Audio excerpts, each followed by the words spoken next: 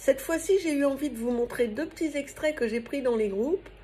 Alors, j'ai filmé mon ordinateur, là, les vidéos sont pas terribles, mais c'est très intéressant quand même parce que ça montre à quel point nos croyances nous pourrissent la vie. Elles peuvent se glisser partout, elles peuvent se glisser même dans les silences que nous faisons quand nous sommes avec les autres. Vous verrez avec ces petits extraits. Alors, les croyances, on travaille aussi dessus en thérapie cognitivo-comportementale.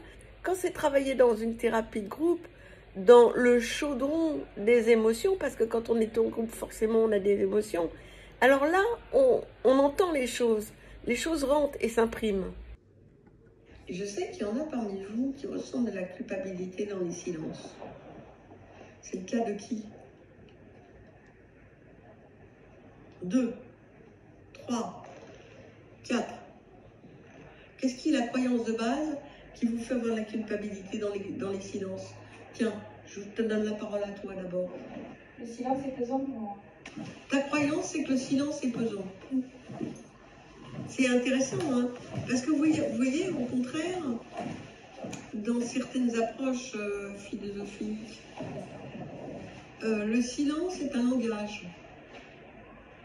Et dans d'autres approches psychothérapeutiques, le silence est un outil de développement. Et en méditation, le silence, c'est vachement important. Il y a le regard aussi que le silence, c'est un outil de séduction. Tu dis pas grand-chose, mais tu as le regard qui t'intéresse, ben ça sera toi la plus intéressante, parce que forcément, tu n'as pas montré de faille. Tu n'as pas montré que tu es dépendante affective, tu n'as pas montré que tu aimes plaire, tu n'as pas montré tout ça. Ah, évidemment, tu es intéressante. Moi, je ressens plus l'idée de si je prends la parole, c'est pour dire quelque chose d'intéressant et d'utile, et je ressentais juste le fait que j'avais pas quelque chose d'intéressant à dire, et du coup ça me faisait culpabiliser. Ok. Intéressant pour les autres? Oui.